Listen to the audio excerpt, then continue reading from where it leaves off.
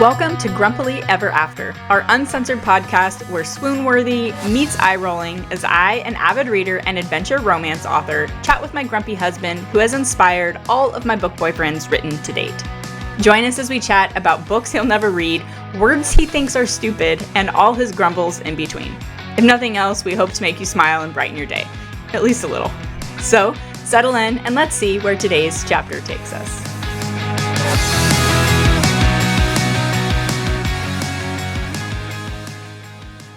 Simon.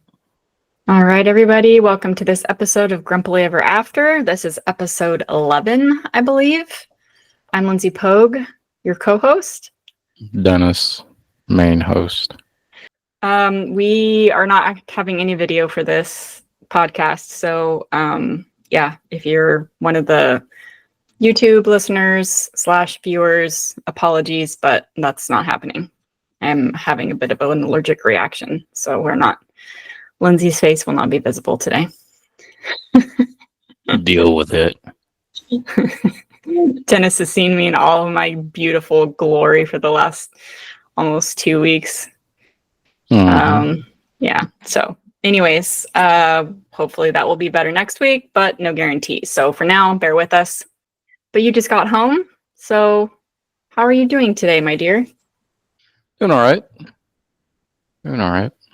It's spring break right now, so it's no kids, but plenty of projects, and I don't know. There's I'm sensing a weird vibe in the yard. I think people are burned out. Yeah, myself included. That's not good.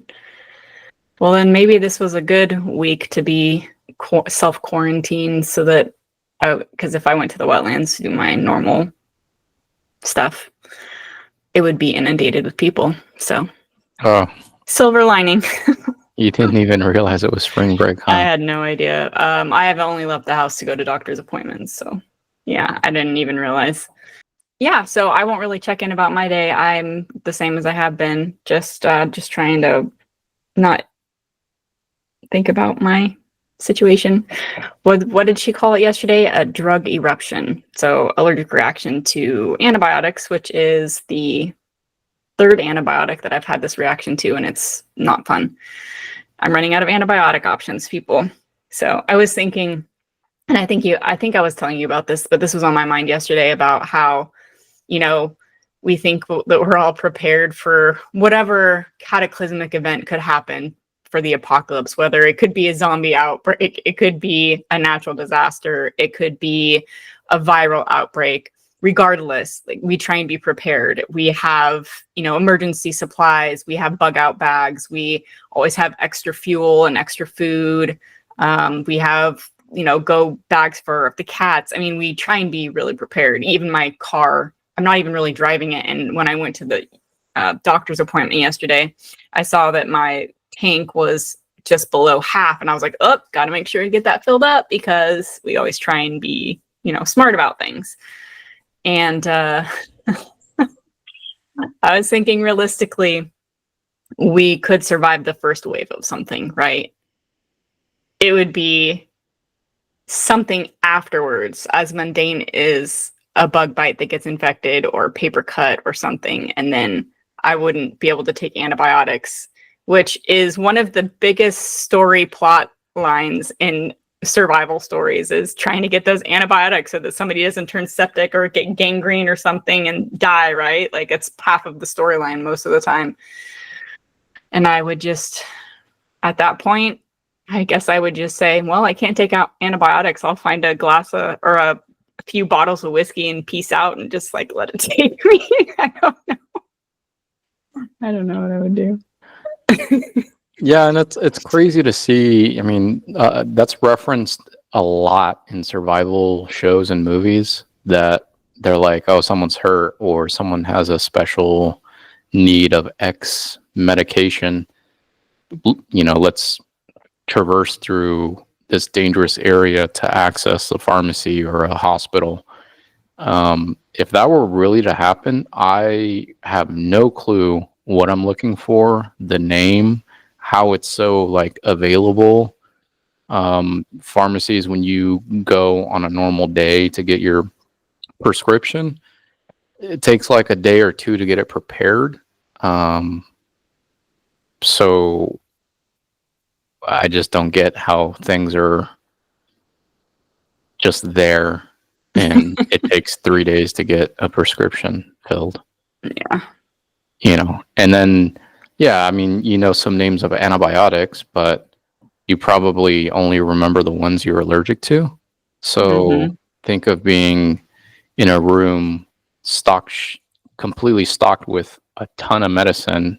Right. And what the hell are you looking for? Right. Yeah, that's pretty crazy. They just run in and grab something and they're like, cool, we're good to go. Like, what? No, that would take me like 5 hours. Yeah, the movie that keeps popping into my head, honestly, is Day After Tomorrow, when I forget the characters' names. I mean, I know Sam is the main character, Jake Gyllenhaal, but the girl, anyway, remember how she gets cut and then it starts getting infected because she was in the water when it happened and that whole thing. And it's like that entire scene of them going onto that ship and the wolves and all that. I mean, nobody would have to risk their lives for me because it's like a Russian ship too. So they're on a foreign ship, and they're running around away from. Oh, what the hell just happened? I heard it get quieter. It like dropped audio. Anyways, they're on a Russian ship and they're running away from wolves, and they're rushing to their infirmary or something, and they just grab like the first few vials they see, and it happened to be right. Like, what? Crazy. Yeah, it is pretty crazy. There's some interesting things though that I have been kind of thinking about. So there are some little hacks that I found for all of you who are allergic to a lot of things, which I've always been really lucky because you're allergic to a lot of foods. Some of them definitely allergic. Me, I have no food allergies, and I've always felt really lucky. And I do, like, I feel very fortunate. But at the same time, I've been thinking a lot about would I prefer to have food allergies? At least I could know to stay away from them and I could have an EpiPen, or would I want to have antibiotic allergies? Because this is hell. The problem with antibiotic reactions like this is you don't know unless like you vomit like when you take it or something, which happens when I take penicillin. Unless that happens immediately, you don't know that you're poisoning your system until weeks into it, right? Like I'm on week 3 of taking antibiotics, and now I have 3 weeks worth of antibiotics that I have to get out of my system because this is happening. And so it's just like, I don't know, like it's hard to weigh what I would rather have. I don't want to try the 4th antibiotic and then go through this again. Do you know what I mean? So with food, at least, it's generally pretty instantaneous and you can usually stay away from it. So I'm kind of like, would I rather, No, I mean, it makes total sense. If people were given the choice between the two, it would be dumb to pick, I want to have a antibiotic allergy. Yeah. Because, I mean, that's make or break stuff. Anyways, I'm sure there's one out there for me I'll find when I'm 83 years old, and then it won't matter anymore. But I wonder, if I make it that long. I wonder if people know, if someone out there knows, and we can look it up on our own, but just how they do allergy tests for foods and grasses, fever, pollen, and all that stuff. If they can do that for medicine, I must have had a reaction because I also am allergic to penicillin. But I don't know if that was via test or via reaction. I was a kid, so I don't know. But maybe they offer something like that. They draw your blood and run it through some kind of test. Right. Because, damn, girl, you're at 3. And 2 of them are like this. Penicillin is vomiting, which I would take over this any day. That's also kind of not helpful because then you can't take it because you're throwing it up. So it's so ironic because I write survival post-apocalyptic stories, and I'm sitting here, you and I prep in a lot of ways, and here I am like pathetic because I can't even survive having antibiotics. Hey, so ridiculous. You're living it. You can work it into one of your stories. What I will say, and this is actually really, it's funny that you say that because there are these certain things that these hacks that I am discovering. One is thank you for contributing to my, my recovery over here, Dennis, because men's boxer briefs, especially if your body has a rash, is amazing, because if you have a body rash and obviously like your legs are touching at all, it's horrible. So as a woman, I don't wear long, legged underwear. So I'm sitting here like feeling amazing in comparison wearing your underwear around, because it actually, covers my legs. And so that's a hack that I will know for next time.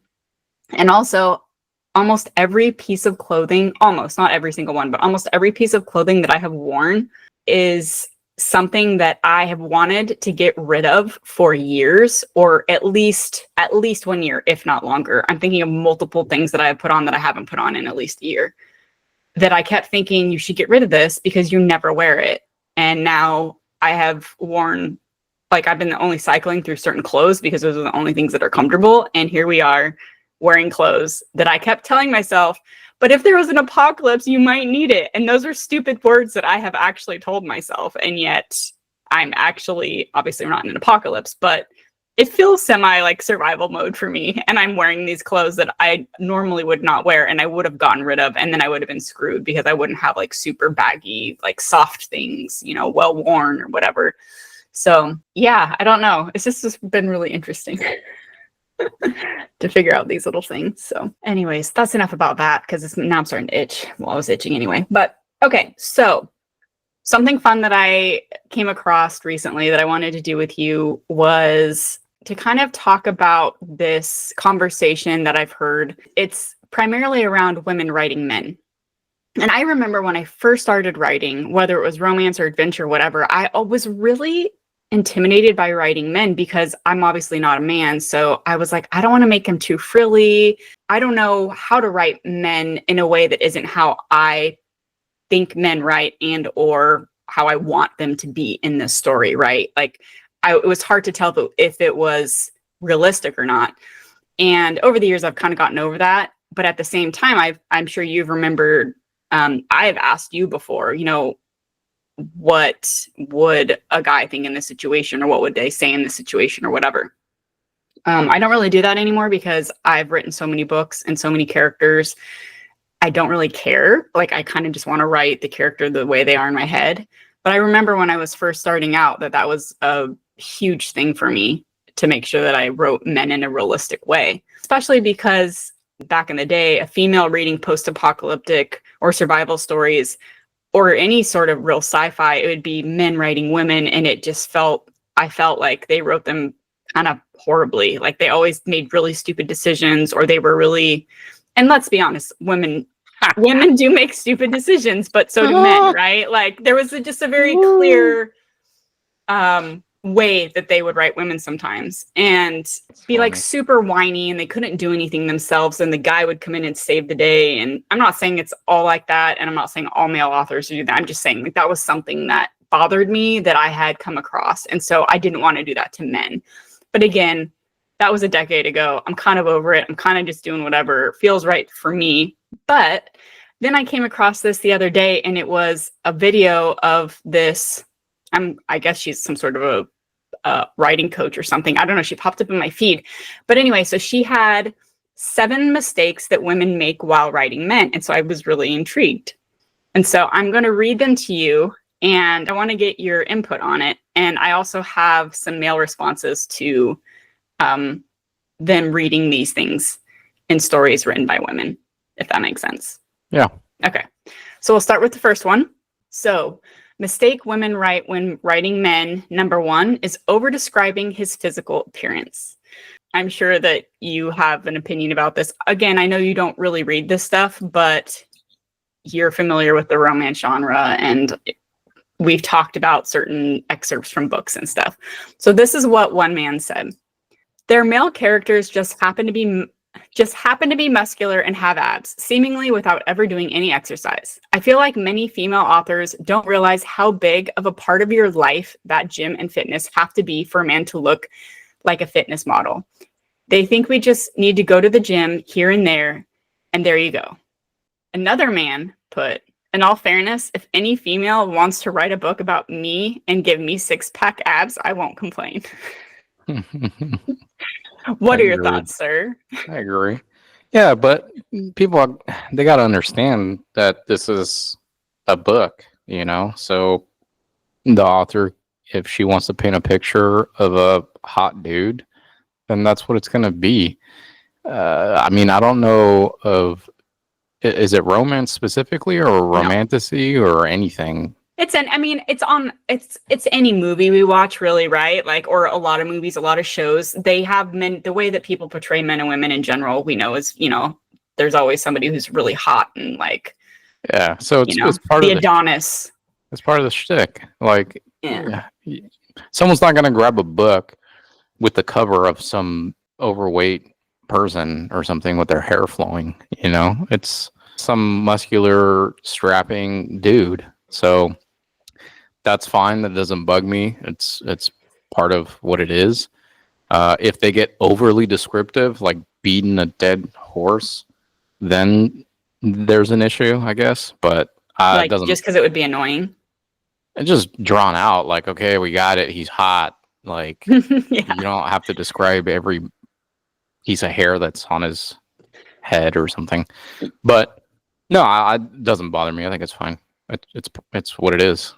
It's so funny that you say that. I honestly find myself, and I feel like I'm kind of a book snob now. I don't know if I've said this before, probably have, but the more that I write and the effort I put into my stories, the more critical I am of other people's stories.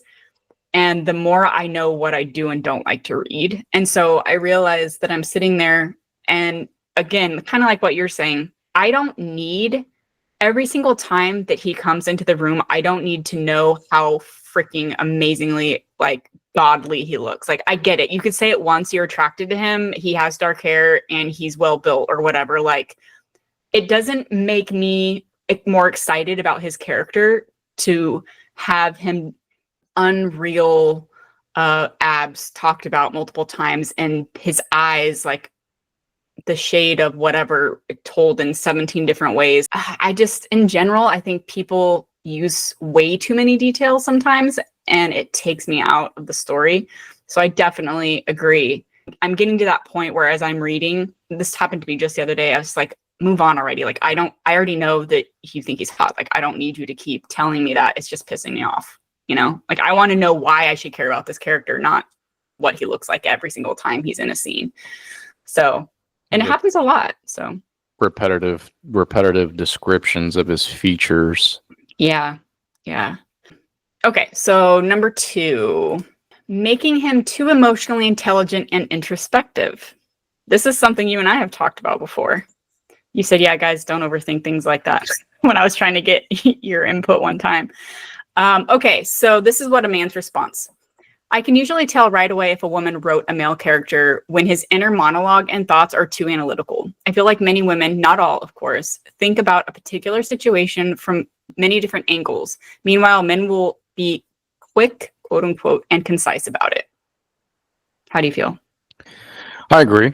And it's not to say that those guys aren't out there, but they're pretty rare, and even more rare when they're super hot Adonises. So at every quality. Yeah, checking all the boxes. I think you're missing the mark there, realistically. Right. All right. Mistake number 3. He's constantly smirking, flirting, or acting seductive. This gentleman says, we're not always smirking. We're much more likely to have just a dumb blank look on our face. I guess for me it'd be what's the RBF?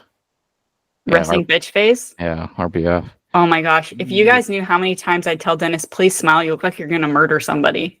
Just because he always just looks mad. And he works around kids, so I'm just like, and he's not. Like, you're such a gentle soul, and so I'm just like, you look so scary if I didn't know you.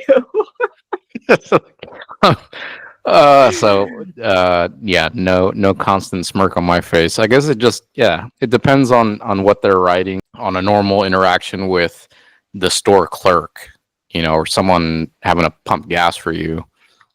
That's not the norm. Yeah. I think most dudes, just like that guy said, blank face or potentially even deer in headlights look like. All right. Mistake women make while writing men number 4 is he has the same emotional responses as a woman. This gentleman said, oh my gosh, I have to make it bigger. Sorry. I helped my partner write a couple of male characters, and I noticed that women struggled to relate certain parts of the male experience. For example, there's an overwhelming but nuanced fear of showing weakness. Grieving a major loss, you can't do it openly. It's even hard to do privately. Your best friend kisses your girlfriend, you have to fight him. Doesn't matter if you're a pacifist. Doesn't matter if you're going to lose. If I'm understanding that correctly, he's saying that's how women write. He can't be weak, right? That you have to fight. You have to grieve silently. You have to... No, I think those were examples he was giving as to how men are.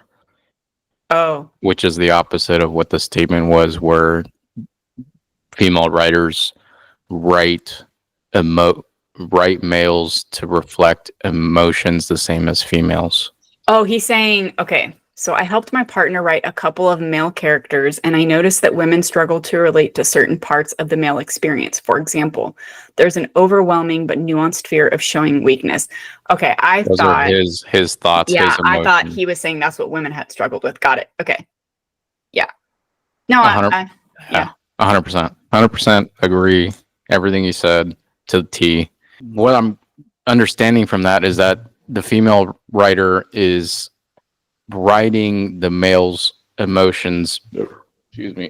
Writing the male's emotions exactly how a female would react, which is completely different. Right.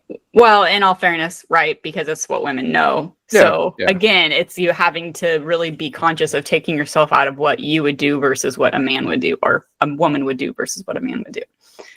All right. Mistake number 5, never letting him be vulnerable, always being the tough guy. That's kind of the opposite of number 4 was, right? This is this guy's response. He's always the rescuer, never vulnerable. He's always swearing that he'll never fall in love because his parents divorced, his ex cheated on him, or some such nonsense. He never has the open-mindedness to think that life happens and you don't have to swear off love and just use random women out of anger. I don't get what his point is. He always has to be the rescuer, never vulnerable. Yeah, I think that's way too general. That's describing one person. I can see that. But not all dudes are like that. I can see that the norm is that statement that girls write men in that fashion. It's kind of contradicting the last thing. But I think that what I'm kind of maybe getting from her list of mistakes is it's either one or the other. Like maybe women have an issue writing men in the middle. It's more like they're either way over emotionally intelligent or reactive, or they're completely closed off and they're super macho. Like there's no in between. Yeah. Let's put it on a scale. Super macho, just like that guy described. I'm not falling in love. I'm doing my thing. Screw everyone else. I show zero emotions. That's the max, I guess. And then the other side, it tends to happen a little bit more. But I think if you were to draw a line down the middle, we're probably a little bit more edged towards the macho man portion with emotion wise than the other way. Yeah. The majority, again, everyone's different, but I think via society, we're a little bit more towards the macho side. Yeah, emotions and being vulnerable and whatnot still creeps in. I don't think most of us are 100% closed off where we're like that macho person, but I think we lean in that direction. Yeah, that's fair. I just think of, like, I kind of take a survey of your group of friends, and I don't know, you guys are all so much the same in so many ways that, yeah, I don't know. Anyways, okay. You got some inappropriate thoughts going on there. No. I just want to wait because I think we're going to get to some of them. So, all right. So number 6 is he has overly descriptive observations. All right. So this is from a male's point of view. This is a woman writing what he is seeing from a man's perspective. Does that make sense? Yeah. All right. So her hair, cascading like a waterfall of burnished gold and midnight whispers, seems spun from threads of starlight and secrets. Okay, this is ridiculous, even for coming from a woman. Every strand had its own will, curling and coiling like some mythic creature born to enchant. And her eyes, God, those eyes, two galaxies framed by lashes, so long and dark they could have been painted by Renaissance angels with trembling hands. You don't look at her eyes, you fall into them, like some reckless wanderer diving headfirst into a velvet abyss.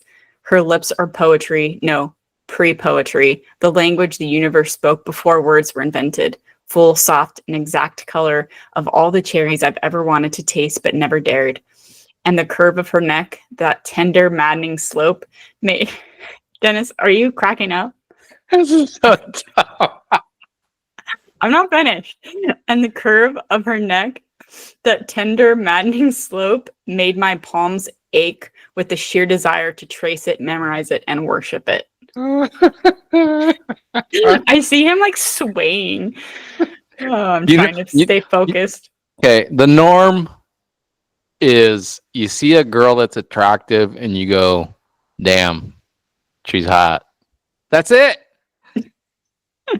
That's it. But these are stories, so I can see why it's written that way, but yeah, no guy talks like that or thinks like that.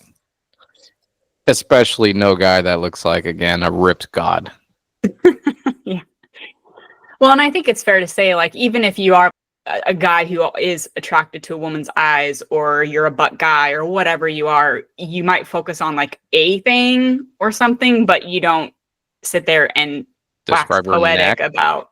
Yeah, I feel like, honestly, and tell me, I might be totally off, but from your perspective, if a guy noticed a girl's neck, do you think it would, unless he has a neck thing, okay, then that's a different story. But in general, if a guy notices a girl's neck, it's probably because it's like strangely long or something, right? Like, they're not going to be like, that neck she has a really nice, like, sleek neck. I feel like it would be something off-putting if a guy is actually noticing a girl's neck to them.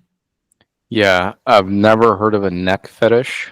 You said yourself there's a fetish for everything. True. There's a million fetishes out there, so there probably is someone out there in the world that enjoys a nice neck. I guess you're probably right that if it's a normal person without the neck fetish, if they're staring at the neck, it's probably because it's something that stands out. Yeah. That catches their eye in a negative way.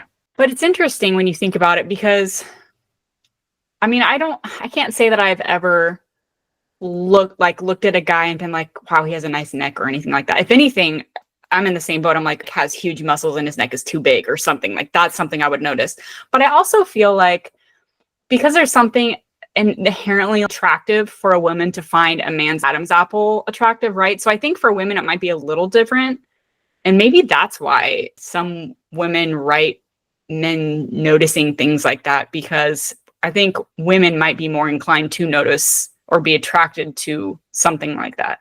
Again, I've never looked at a guy and been like, oh, he has a nice Adam's apple, but it's hard. As an author, it's like, do I notice these, right? Or do I overthink these things because I have to when I am writing them, or writing like really intense moments? I've never thought of it that way. Yeah, from a guy's perspective, I think a neck is a neck, but I never thought from a girl's perspective, thinking about the Adam's apple and thinking about if it's a thick neck, then that obviously means the dude's fit or was fit at one time. So it's just an extra indicator of manliness, I guess. Yeah. Because the other thing I'm thinking too is, you don't see guys, at least I haven't noticed, even in, it doesn't matter what level of romance is in the book. It could be just, sweet romance. It could just be sexual tension with no other romance. Like, regardless, whenever I've been reading any sort of scenes with physical attraction in them, I can't recall ever reading a scene where a guy obviously is talking about a girl's arm, whereas obviously girls always, from a girl's perspective, you're looking at muscle and, you know, biceps and blah, blah, blah, blah, blah. But then it gets me down this rabbit hole of, you as a mechanic, you know that I have been obsessed with your forearms since I met you, because you have massive forearm muscles. And I'm like, I didn't even know that was a thing until I met you. People write about it now. Like it's a turn on for women. And I see it in other books and stuff. And so I'm sitting there going, there are definitely things that women notice about men for sure, that, again, like arms, I don't think you look at a girl's arms and you're like, those are really nice arms, or those are really not. Like you look at her and you're probably like, oh, she's hot or she's not. And even if your brain doesn't compute all the reasons why in that moment, like that's just kind of where you're at, right? But like if I see you or someone reach for something that has really nice forearms, I'm going to notice that because that's something that I'm attracted to. True. I think when it comes to, well, at least for myself, most women's arms are just normal, I guess. Mm-hmm. You know, there's the rare ones out there that are fit. They work out all the time, so they actually have muscles, yeah. You know, I wouldn't say muscles, but they're they're toned. Yeah. Toned arms, a little bit of definition, and you go, oh wow, you know, that's different. I think the number one thing that I notice when it comes to women or women's arms is if they're hairy or not. Interesting. And not necessarily like hairy, but if it's like dark hair and it stands out, then you're like, you know, that's different from, I guess, what I'm used to seeing. But it's not a bad thing. It's just something I noticed. Interesting. And I think for me, I never noticed guys how hairy they are, because guys are just hairy compared to girls in general. So it's like, I mean, obviously, if a guy's super hairy, you notice those things. But in general, guys all have hair on their body. So it's like if a guy reaches out, I'm not going to be staring at how hairy or dark the hair is, let's put it that way, on his arm, right? I'm going to be like, if I care at all to look at anything, I'm looking at whatever the muscle is that I can see, right? So I don't know. It's just so fascinating. I really like picking your brain about that stuff. Okay, anything else before we go to number 7? Negative. Number 7 is making every group of guys' interaction emotional and heartfelt. This is what this guy wrote. Fuck no. I know. This is why it's so funny, because I was telling you, I was thinking about you and your friends. So this is what this guy wrote.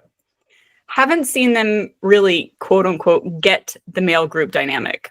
They write it so seriously. Even when we fight, it's not going to be that serious because the other people in the group are going to think it's the best entertainment ever. Hard to stay upset in that kind of setting.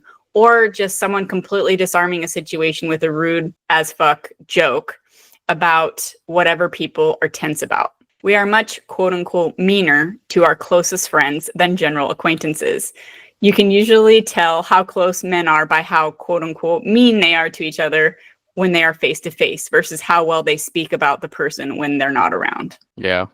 100%. That is you and Eamon or whatever. Yeah, I give my close friends quite a bit of shit. Like I feel recently like I've been catching myself, or I've been reflecting that I'm like, man, you're such a dick.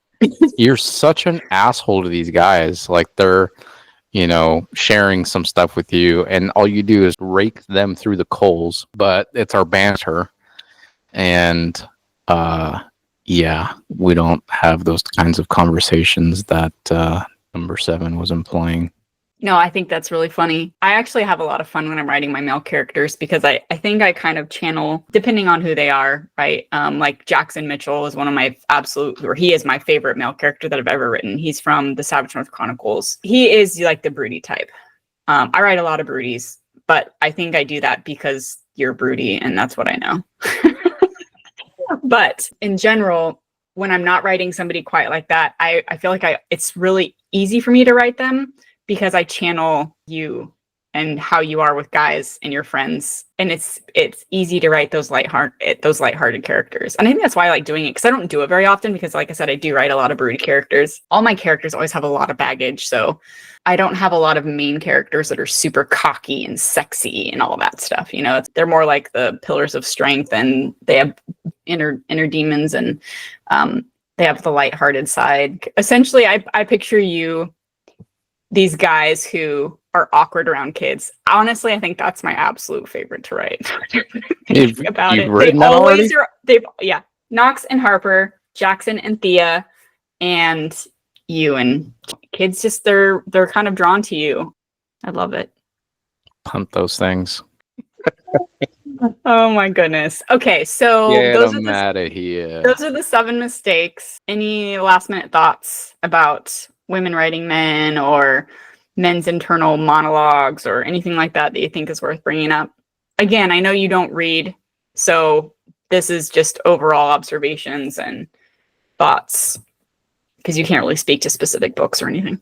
Yeah, and I'm curious how often this happens. Is it like, and how many characters? Like, if there's 6 male characters in a book, are they all written macho? You know, I would assume that each one is different. So I don't know. I don't know. Yeah. Yeah, I can see some of these stereotypes working for sure, but if an author's doing it with a paintbrush on every single male character, then yeah, you're missing the mark.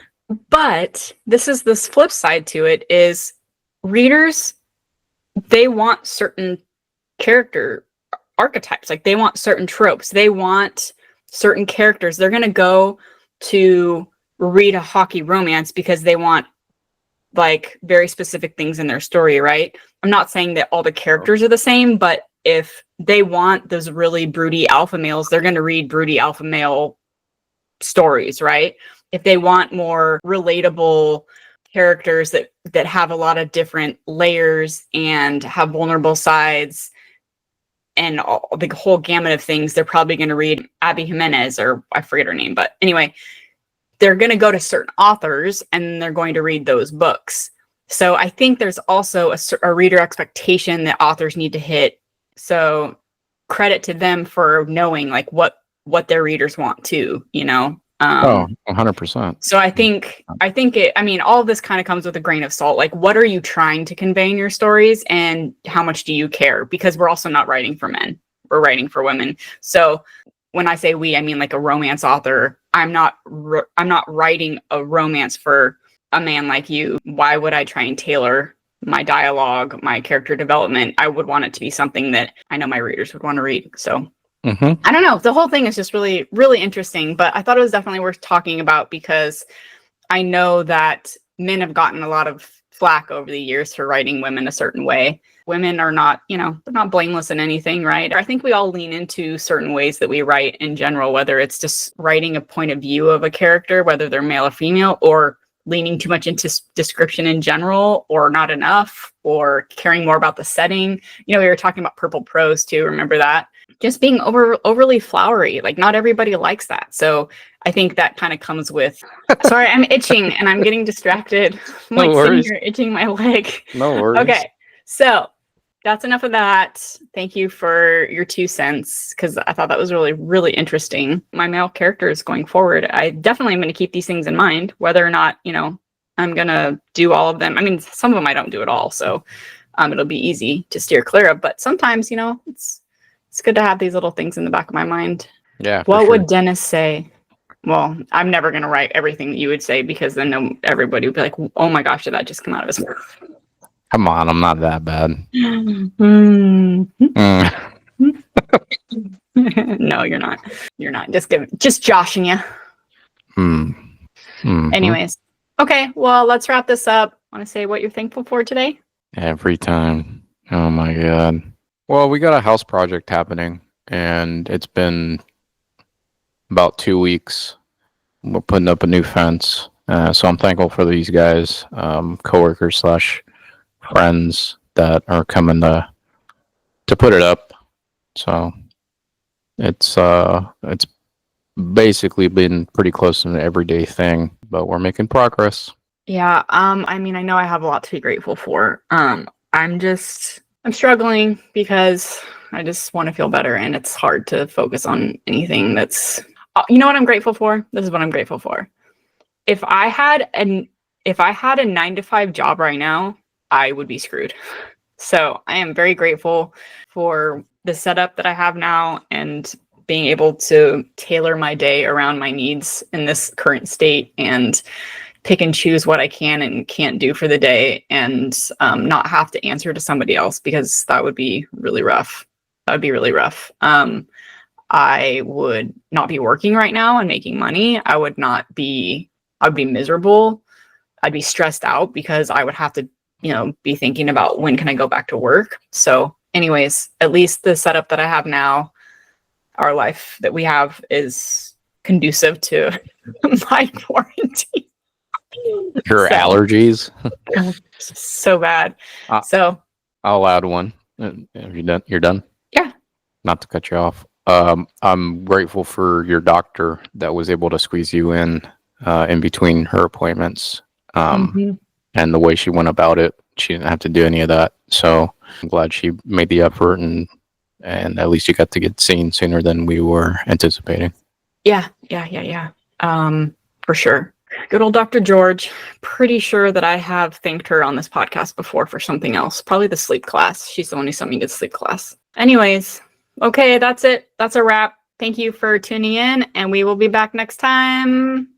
Until then, happy reading adventures, everybody. Mahalo. Oh, you're such a dork. Take it. Oh my gosh. All right, everybody. Bye. Well, that's a wrap on this episode of Grumpily Ever After. Whether you're here for the book talk or the banter, we appreciate you. If you enjoyed our brand of chaos, don't forget to subscribe and join us next time for more book chats and married mayhem. Stay grumpy, stay bookish, and we'll catch you next time.